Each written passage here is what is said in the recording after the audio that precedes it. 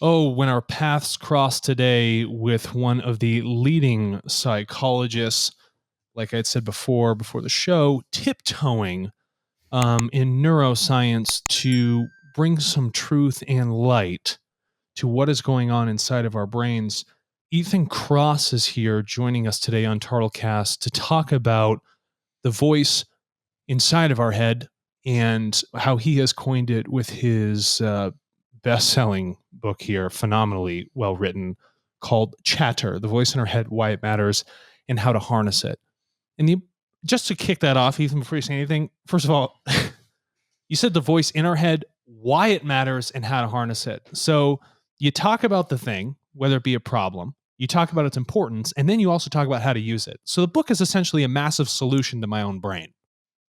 Well, I'm delighted to hear that that is how you have received it, because that was the goal. The goal was to really shine a spotlight on what I think is, on the one hand, an incredibly familiar and intimate experience that we all have, which is having this ability to silently use language, right? To think about our lives, but we don't quite understand how that works. And sometimes it gets us into trouble. And when it does, science provides some tools for helping people manage it. And so, sounds like some of those tools resonated, which I'd love to hear more about. Well, yeah. So first of all, you use the word tool, which is, um, duh. The great part about a tool here, tool's kind of agnostic. It sits around. Like you can put it in your garage, hang it on the shelf, keep it in your back pocket, keep it in your mind. But the question is, do you want to pick it up and use it for good or use it for bad or just ignore it altogether? And I Mhm. think the appreciation of free will for the use of this tool is fundamentally important here. And you give enough credibility to why that tool should be used for your benefit through the stories that you offer here in the book. But to kick this off, I got to say that I've had many moments in my own life where I've had some internal chatter. Um, I don't know if it's my default state, but I'm like, oh, this is a good idea, and it is a horrifically bad idea. But I found that the earlier stages of my life with my own chatter, my self awareness was albeit limited, and through that limited self awareness, I ignored sort of my intuitive gut. You know, like the chatter, I've almost like selling myself on a bad idea. I know it's bad, but I continue to reframe it into something good because of my ego or emotion steps in, or something of a what do I say is like a recycled negative thought that kind of overrides the logic that should be sitting there within my thought process he altogether. And it would have been interesting to understand in my own mind, whether it be MRI scans to see what's lighting up. What is the perception here of my own reality that has led to me making this specific choice? And a foundational part of your book that I think you stowed off of is the fact that emotion or thoughts in the mind are received as pain in exactly the same way as physical pain is received. It's lighting up those same centers within your head. So that then begged the question for me: if I am having a thought or reinforcing things that are negative, I'm actually inflicting harm upon the self. And when I'm constantly living in a state of harm or like a state of fear, that doesn't afford me to make foundationally good choices for myself or for others. Would you concur on something like that? Yeah, and I would add one important distinction that I think we should draw listeners' attention to, which is the fact that you very nicely said, if I continue to be in that state of harm over time, think you use words to that effect. Yes. But I want to draw a distinction between experiencing pain and chronic pain, because I think there's a really important difference there. And it's a point I make in the book. A lot of people think, and I know this because I've spoken to countless people since this book came out and before it, a lot of people strive to rid themselves of all negative emotions, of Hmm. all pain in their lives. And I actually don't think that that is a healthy goal to have. Number one, good luck trying to do that. Right. It's pretty hard to rid yourself of all negativity. But I think it's important to remind people that negative emotions in small doses are elegantly adaptive. They serve us well. This is true of negative emotions. It's true of pain as well. Like pain is an incredibly useful response precisely because it feels bad. Mm. So let me give you an example. I love cooking, and on occasion I'm hot dogging it in the kitchen, trying to show off to my daughters. I'm flipping things, and Oh yeah. maybe like I get a little bit too close to the stove, and the fire brushes up against my hand, and what do? I scream.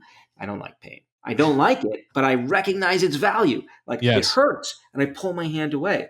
If I couldn't experience pain, what would happen? I would leave my hand in that flame, my tissue would burn, and I would become really ill. There are kids who are sadly born each year with the inability to experience pain due to a genetic polymorphism. Right. They end up dying young because they don't have those cues to say, hey, pull your hand away from the stove or stop scratching the mosquito bite, because it's getting infected. So, anxiety, depression, anger, these negative states, we don't need to rid ourselves of them. Small doses, they help us. When they become incredibly toxic and interfere with your success, Right. your health, your relationships, is when we experience those states and they become chronic because we keep on revving them up in our heads, which is what chatter is all about. You know, that's actually it's quite fantastic. And when I think about pain, I look at pain as a catalyst for learning.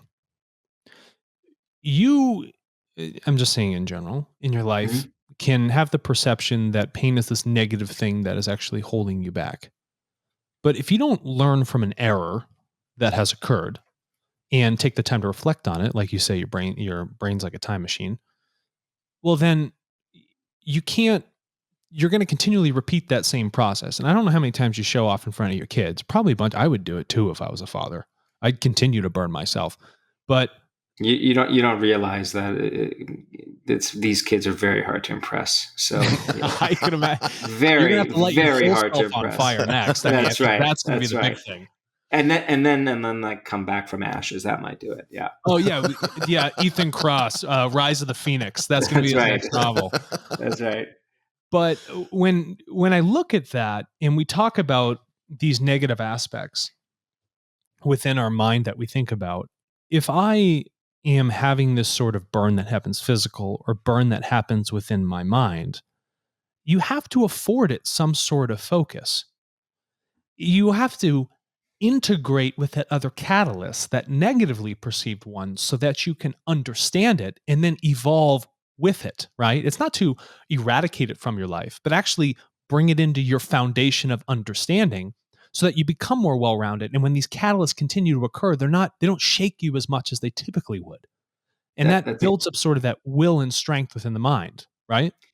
That's exactly right, and that's in fact where chatter often ignites. Many people, when they experience adversity, whether it be physical or emotional pain, anxiety, anger, sadness, they reflexively turn their attention inward to make sense of the experience, to learn from it, to figure out why this happened, usually to prevent it from happening again. The problem is that when they engage in this very well intentioned response of trying to sort something out, they end up getting stuck. And Mm. they get stuck in these negative thought loops where they're not making progress towards figuring a solution out. Instead, it's just turning the negative experience over and over and over again in their head.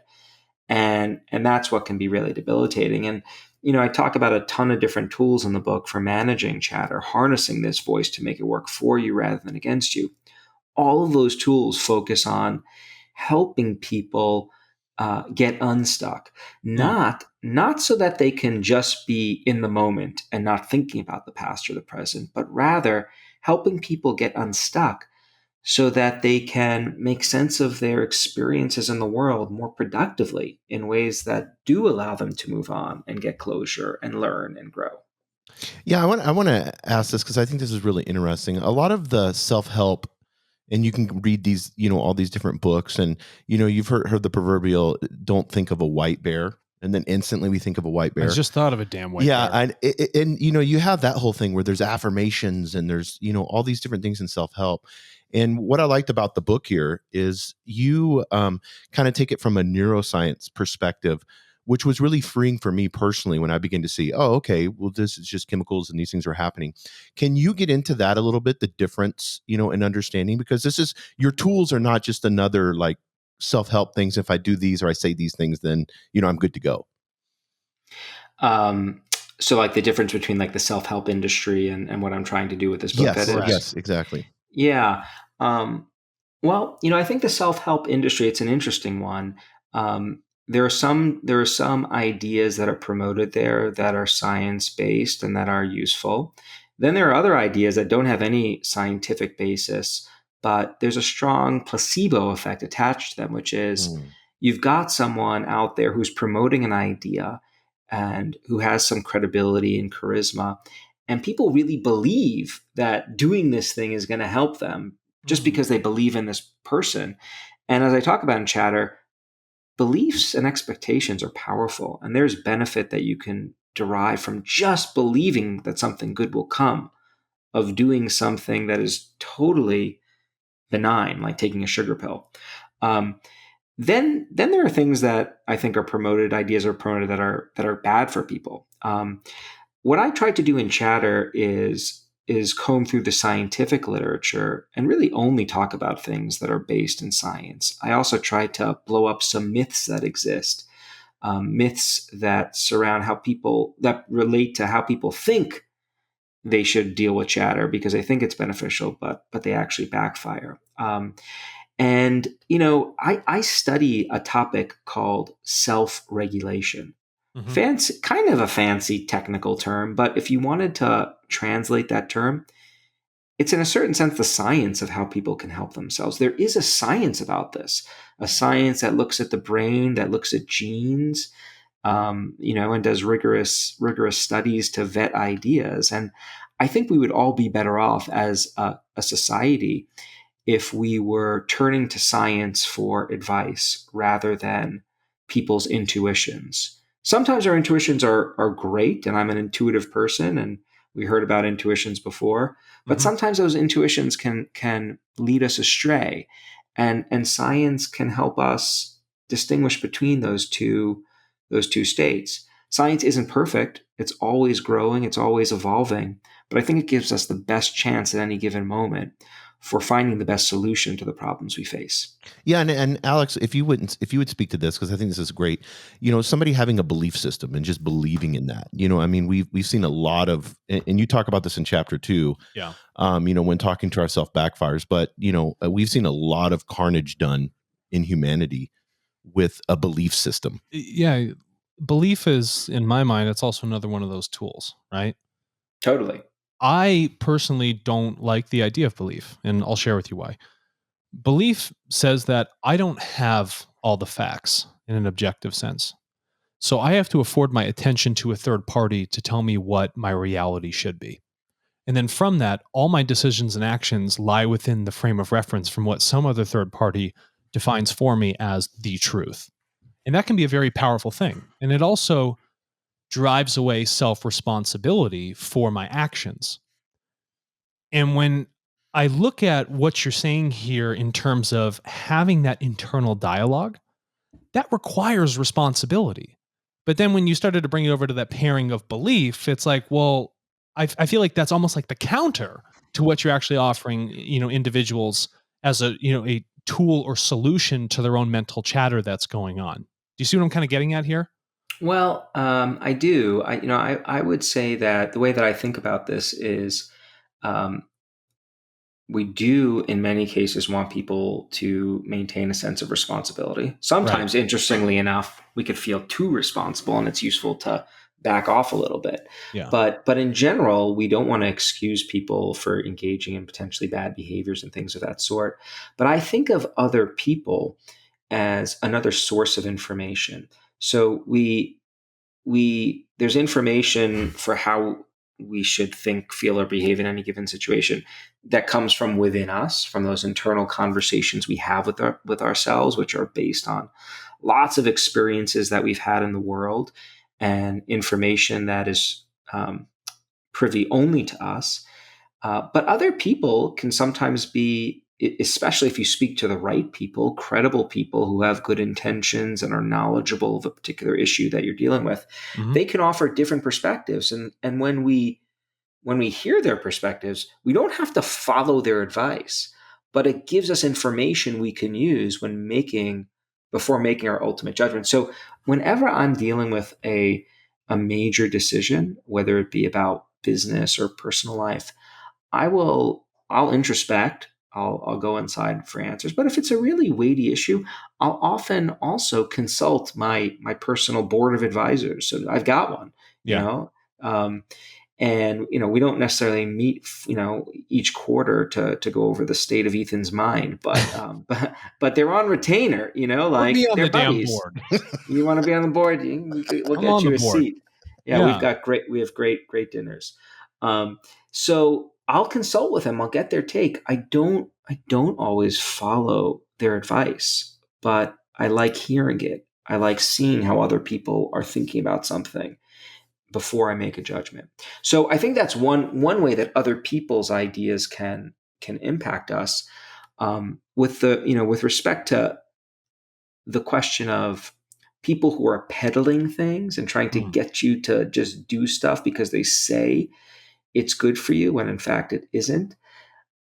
I think knowing that is possible, and for listeners, just to be clear, what we're talking about instances of people peddling treatments like that. They say will change your life, will make you happy, relieve your depression, your anxiety, make you a better person.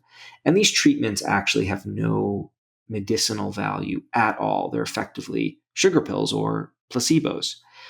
Yet research shows that if you believe that engaging in certain behaviors, like taking a pill that someone tells you is going to make you feel good, if you think it will have that effect, it often does.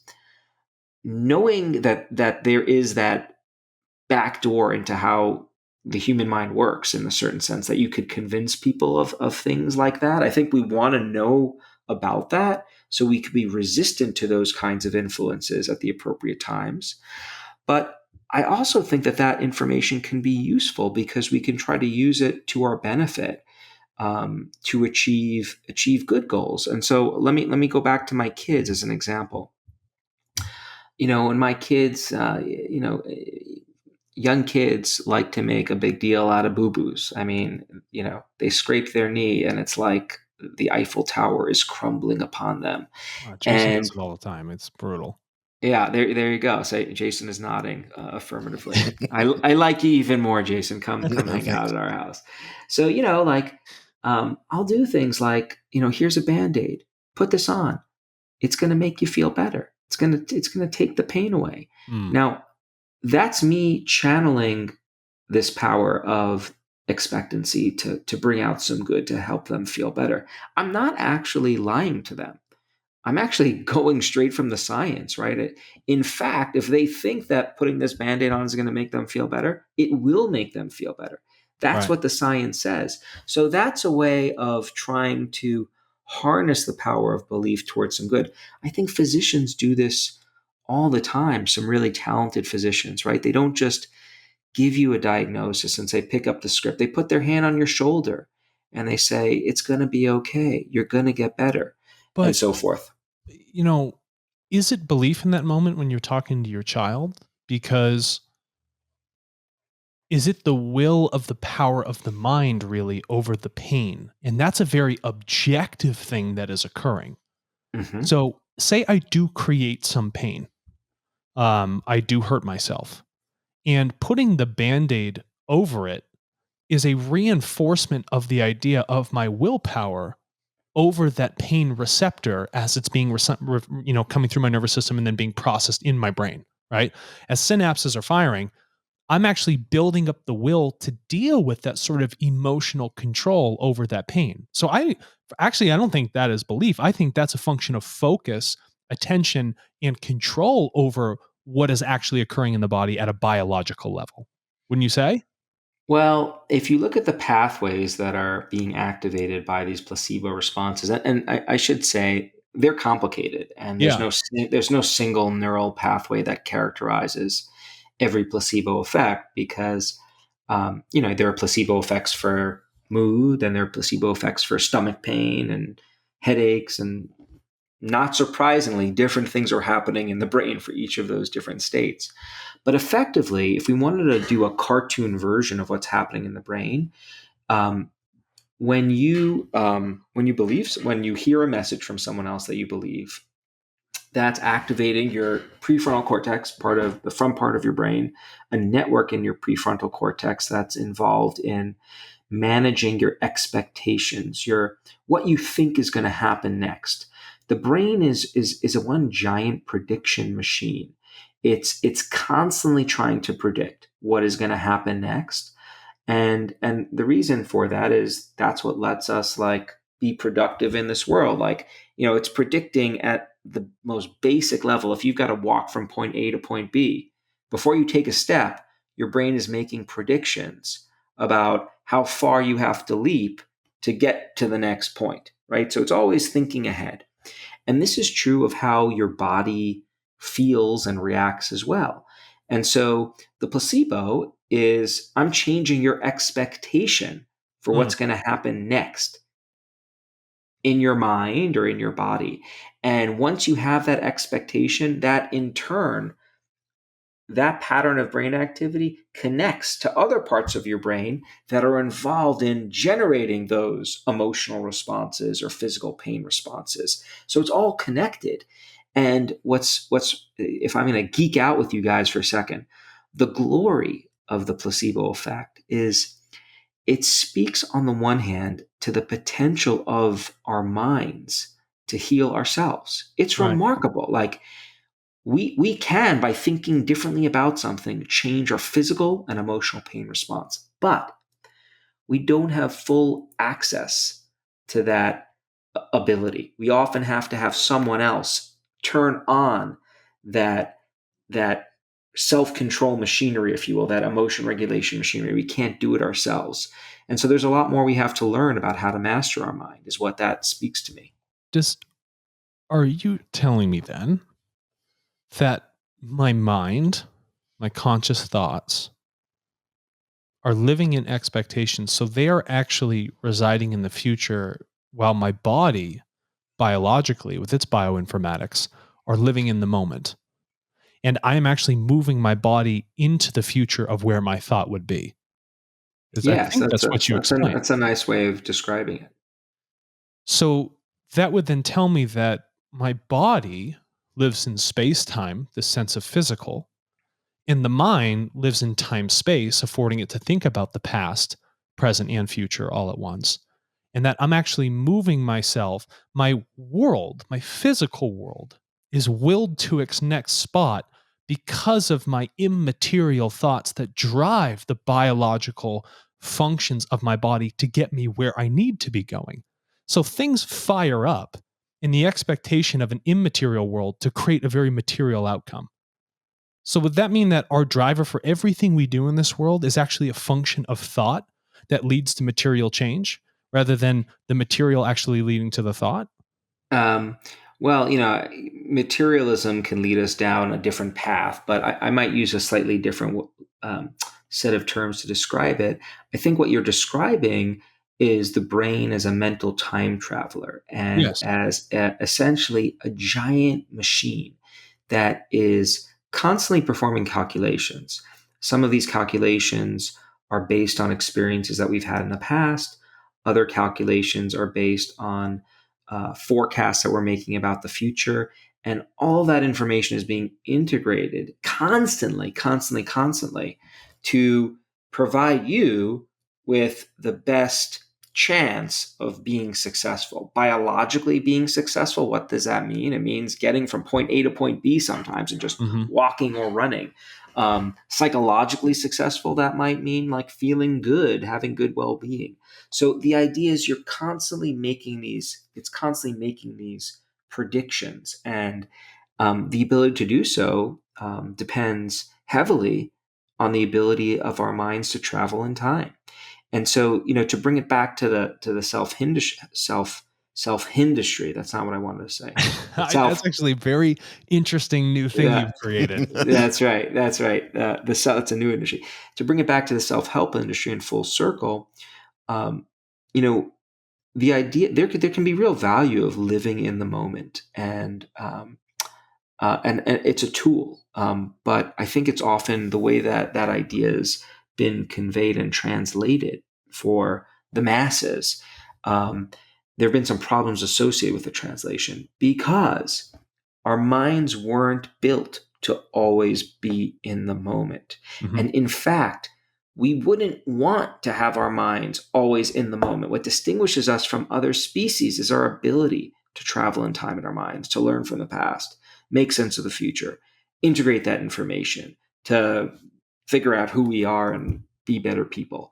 And um, so that's one little peeve I have about that messaging about Yeah. being in the moment. It can strategically be very useful to be in the moment at times.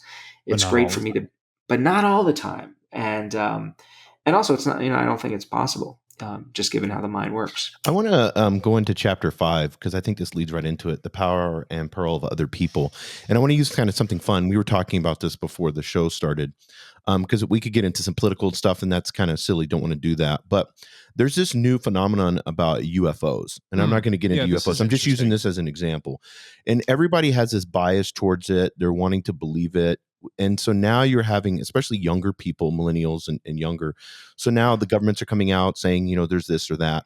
What is the power when it comes to us having this belief collectively in something? Well, having these collective beliefs, essentially, I think that in my language, that often takes the form of having these norms, or the ways of thinking about the world that our culture endorses. And norms can be very powerful for shaping the way people live their lives, right? Like, I mean, there are norms where I live right now that when someone cuts you off when you're driving the car, you don't honk your horn. Very, very different from like where I grew up in New York when someone cut you off. Like it was uh, Martin Scorsese movie every time that happened, right? So like, and there are consequences associated with Martin Scorsese behavior. So that's a norm, a collective belief about how we should think, feel, or behave. And norms are really powerful. I think of a norm as so if you want to change people's behaviors, you could do it from what we might call the inside out, right? So I'm making commitment to change the way I think, feel, or behave myself. I'm using tools to bring those changes to fruition and I get change. But then there are outside in sources of change. And that's where norms, collective beliefs come into play.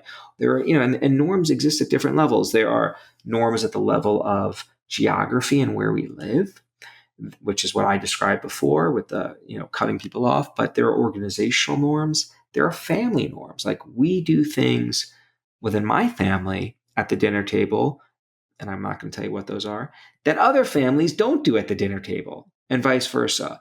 So norms and collective beliefs are powerful, but they are malleable, I should say as well. They can really Yeah. shift. And when, because there's so much information being thrown at us, and a lot of the information, is biased, especially when we look at social media. And you have a tool, or you talked about this in the book, being a fly on the wall. And I think this is really, really important, especially for people that are consuming so much of this online information, how you process that and how you can look at that information.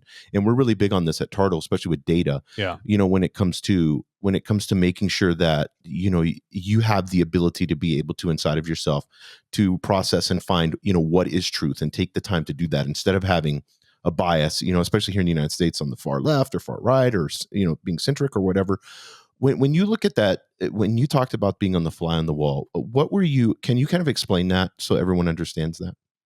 Yeah. So when we experience chatter in particular, when we get stuck in these negative thought loops, we tend to zoom in on our problems, which makes a great deal of sense, right? There's a problem, and so let's focus on it really carefully. Tunnel vision. The problem is that we often get stuck in that very narrow focus, which makes it hard for us to consider the bigger picture and alternative ways of thinking about the problem that might actually provide us with some really good solutions. And so the fly on the wall, which is shorthand for many different distancing techniques, involves being able to psychologically take a step back from the situation, to pull back, to see that bigger picture. Now, you could do that in lots of different ways.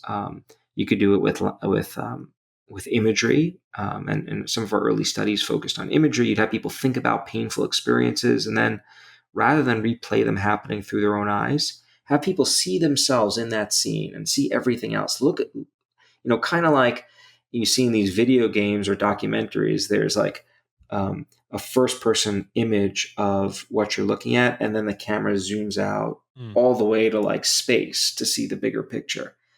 That puts our problems in perspective, usually in ways that can be pretty powerful, right? Like, it's one thing to contemplate. We'll stick with the driving example because I used it before. Getting flipped off by someone else can be really annoying, but you zoom out and you realize that it's a little speck during the day amidst war and famine and pandemics elsewhere. That really puts your problems in perspective in ways that can minimize them. So, you could do it with imagery, you could do it with language, talking to yourself in the third person silently. All right, Ethan, how are you going to manage this? There, you're talking to yourself like you're another person. And that's giving you some psychological space. We know it's much, much easier for people to give advice to other people than it is to follow their own advice. That's we So call, yeah. if I am talking to myself in the third person, am I speaking to my psyche from my consciousness? So the ego of how I identify myself and my personality. What I'm doing is I'm splitting the context of perspective from the first person and the macro. So I pull a macro micro at the same time. Is that what this third person? Yeah, Um, it's an interesting hybrid case, right? So there's thinking about yourself in the first person, I, me, my.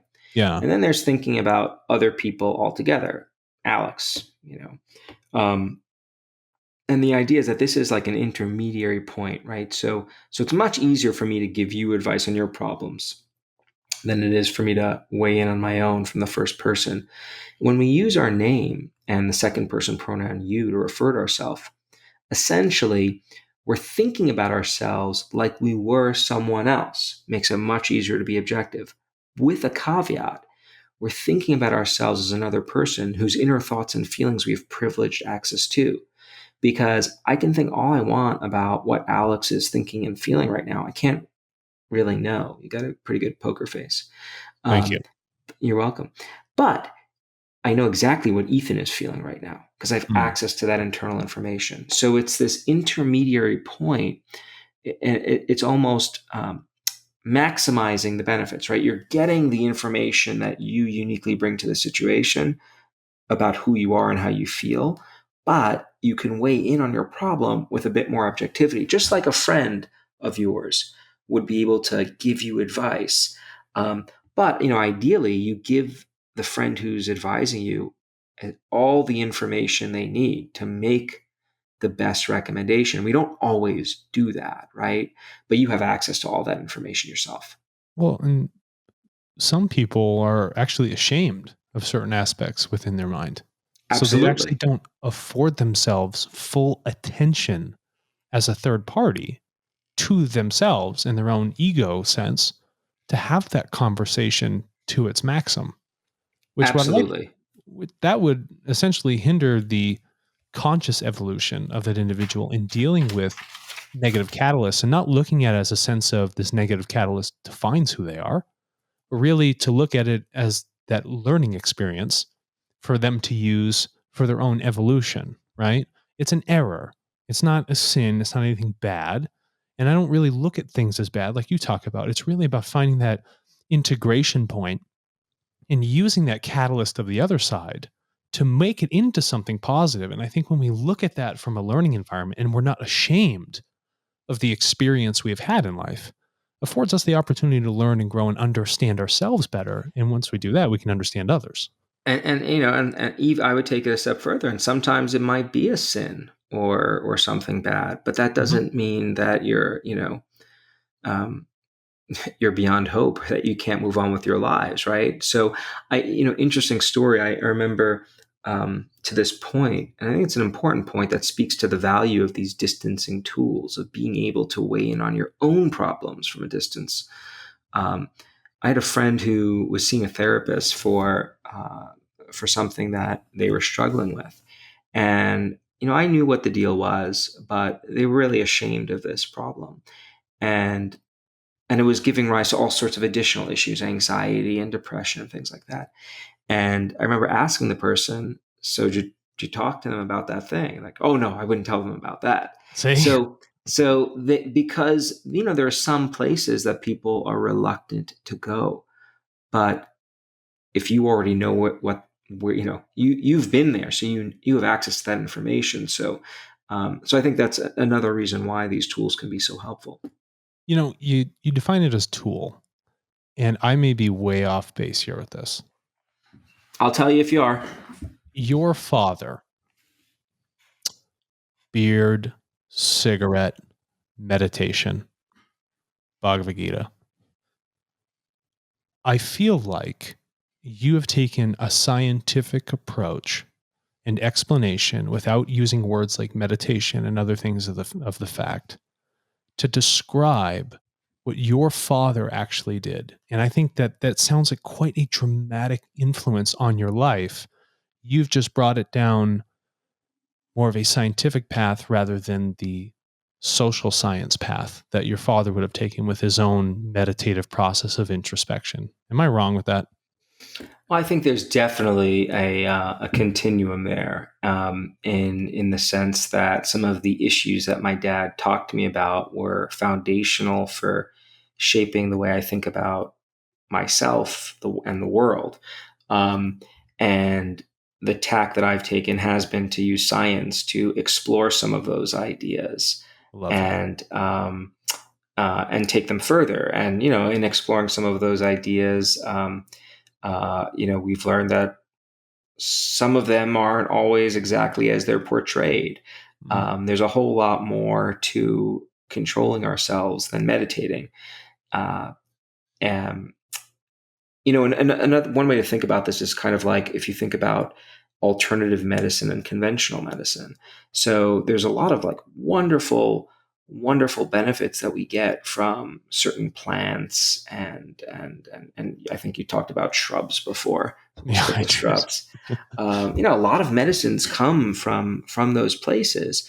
What science has done really well is to identify what the active ingredients are within those plants and shrubs and flowers or whatever.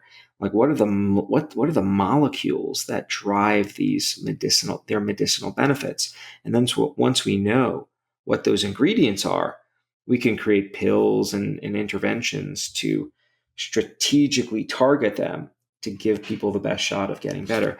In a certain sense, that's the way I think about what I do.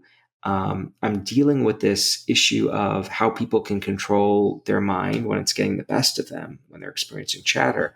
And we're trying to do these mechanism studies, mechanical studies to understand, all right, well, what are the levers you can pull that really help people? Practices like meditation pull lots of different levers, and we've been trying to reverse engineer how that works and lots of other things too. Um, but there's certainly a strong connection with my dad and upbringing, and it is, as a father now myself, it's an important reminder to me about the role that I play in potentially shaping where my kids are going to go with their own life. In fact, my oldest daughter, she's like, I want to be a psychologist, neuroscientist when I grow up. I'm Mm. like, are you sure? Yeah. Like that could be great, but we should probably explore lots of different things, and so So we really caretakers are really in a really privileged position for determining what happens next or Well, that's influencing. interesting. Um, because when you think about caretaking, there is programming that we receive from our parents and our teachers and people outside of us. And you talk much to the fact that there are loops that we fall into within our own mind. And if I if I'm following this train of thought, the mind acts in its timeless sense. It's a time machine. It sits in timelessness. Falling into a loop is something that makes sense. It's this line that comes back to itself, which it can do because it's timeless. And so when I fall into a thing of programming, it's almost like the thought carries a sense of gravity with it. So it's easy to fall into that well of thought. And it's not so much negative, it's just that the programming is so strong for falling into those cycles that to get out of that gravity requires a quite a significant amount of willpower, whether it be a negative cycle or a positive one. Do you find that the programming that happens in our mind from our parents, from our teachers, from our gurus, whoever it might be, that we have the will within our own introspection and thought to go and retest that theory of gravity in our mind and put ourselves into new cycles, new loops that are more positive and self fulfilling for our evolutive benefit? Well, I think what you're describing is the process of growth and change, Hmm. and I think we absolutely have that capacity.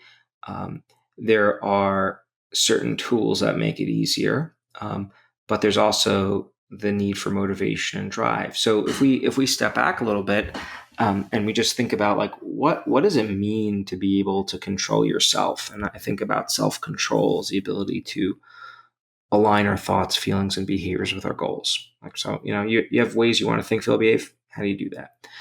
There are two elements that go into this ability to control ourselves. There's motivation, and then there's ability or tools.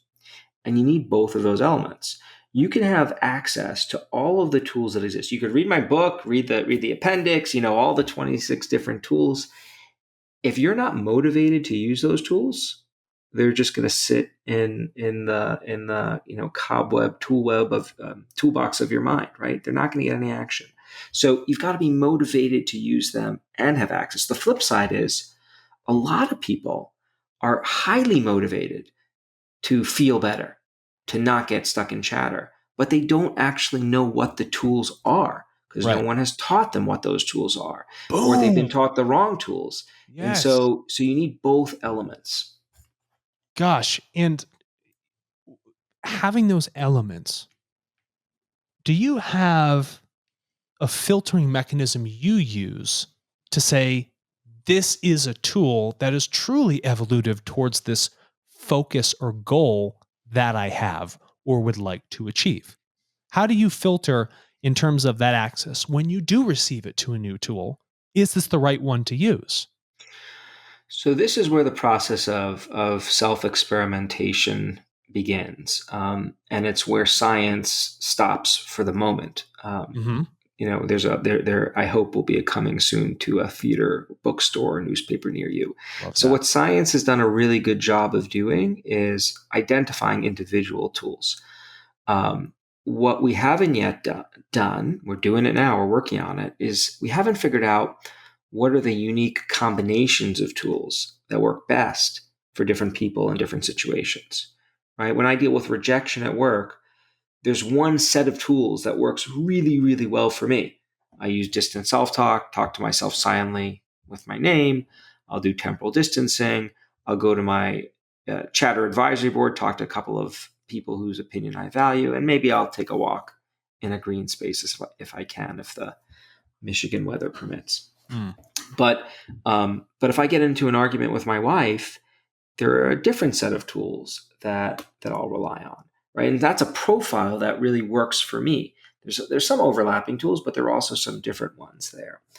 And so I think we all can. I think the best that I can do as a scientist who's steeped in this world is I can give people the tools, And then I can ask people to start the process of self-experimenting, of, try out these different tools. Try one. If it serves you well, keep using it. If it doesn't serve you well, don't use it. Try something else. Maybe try the tool that didn't work here and try it there. There's going to be a lot of variability because we're all so unique. So, so I think what we all should be doing is thinking about what are the instances in which we need tools, and then once we find ourselves in those instances, use them. I'll just say really quickly, I often get asked, do I ever experience chatter? Like I just wrote a book on chatter, Yeah. how to manage it. Hey, Dr. Kross, you ever experience chatter? No, I'm immune. That's right. Of course I experience chatter. I'm a human, and I think I'll always have it perk up at times. What I've gotten really good at is being able to quickly detect once it starts to brew. I know what it is. I know where to look. I could put a label on it. I know it's coming sometimes, or I know when I'm in it. And the moment that happens, I go to my toolbox.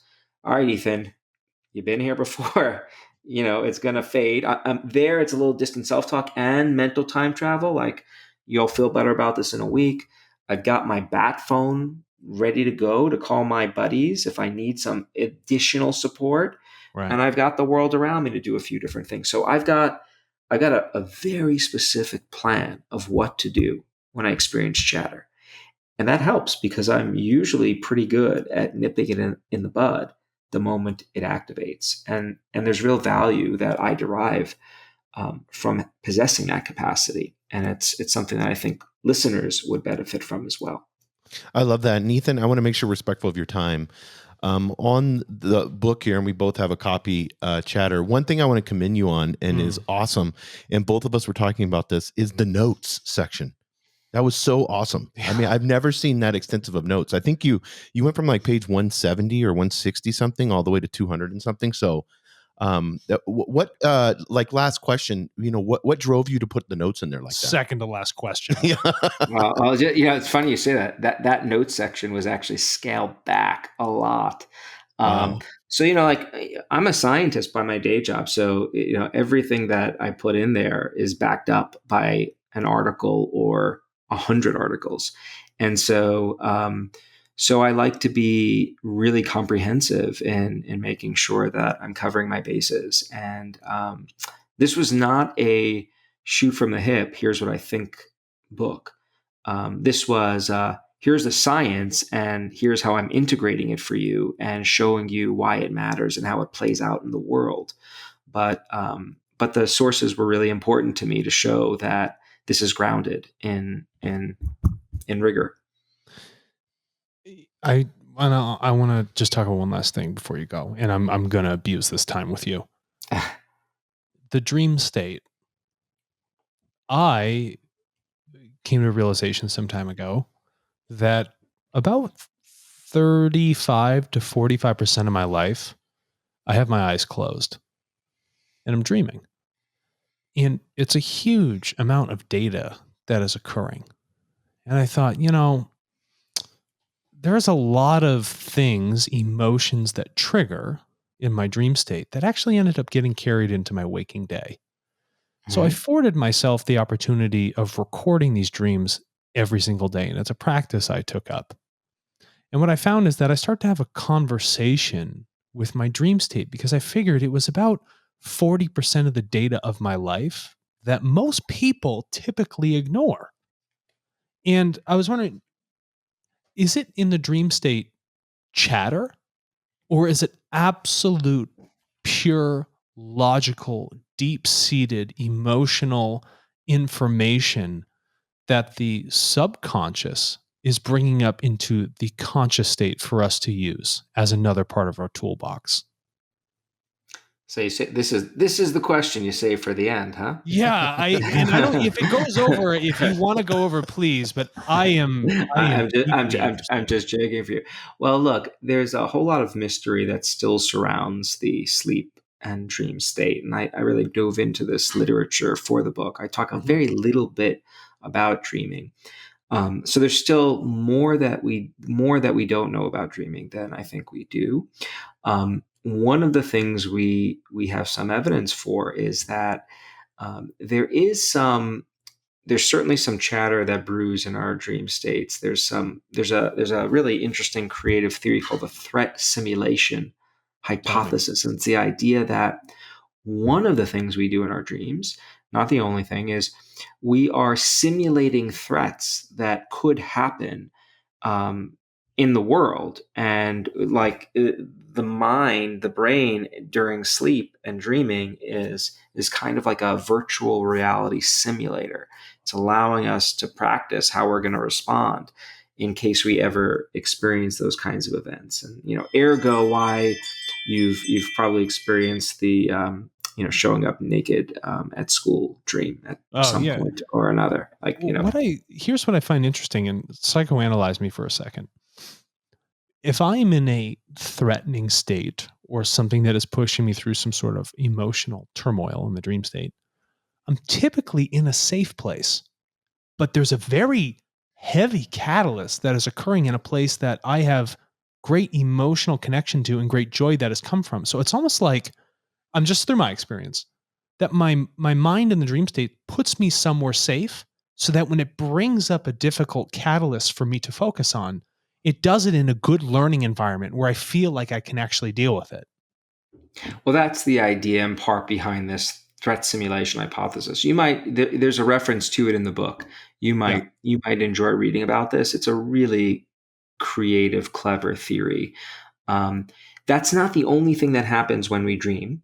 There's a lot of randomness that happens there. So it's not, I would not use the words logic and to describe what's happening all the time when we're dreaming. There's a lot of random firing that we're still trying to figure out. Does it have any meaning, or is it just synapses firing and like clearing the mental workspace and consolidating memories, deciding which ones to transition into long-term storage versus to let go of altogether. So there are a lot. Dreaming is an incredibly complicated process that likely serves many, many different functions. So then I guess what you mean is that the brain in the physical sense and how it's firing would define the tract of the dream state narrative. To some extent, it does. And then, but in our waking life, us living in the timeless sense of thought has to happen and occur before there's a material effect of a synapse actually firing. That seems like a paradox to me. I know I'm brutal to deal with. I don't think it's paradoxical, but we'd have to go deeper into it. Well, to figure it out. I'd love to go deeper sometime if you want to. Yeah, I'd be totally happy to do it at some other time. We could have a deep session, chatter in the brain. Well, I love that. We'll do a late night TARTLE cast with Ethan Kross, the deep night chatter session. That fires. That would get a lot of listeners. Yeah, I think that'd be amazing. Well, listen, we'll close this up. Ethan, thank you for writing this. Thank you for the immense amounts of temperance of your own mind that if you have shared in this wonderful toolbox, starting at page 161. Everybody, make sure you read the book first before you just jump to the back. Otherwise, you won't have any context. Thank you for doing this. You are taking us beyond the typical Freudian view of the world, and I sincerely appreciate that. I think we needed the change. This book's a breath of fresh air for understanding our own thoughts. And you are a champion of mind data. So thank you very much. Do you have a website or social media that everyone can go to? Yeah, they can go. Well, first of all, thank you for having me on. This was a really fun and stimulating conversation. So thank you. You can go to www.ethankross.com. It's Kross with a K, Kross. That'll have info about the book, my lab, research, me, and all the social media channels are up there too: Instagram, Twitter, LinkedIn. Amazing. Well, Ethan, thank you again for jumping on here. We will get that deep night session together, and I know you're going to over duck in Albuquerque. Over duck in Albuquerque. There we go. Get you a T-shirt that says that.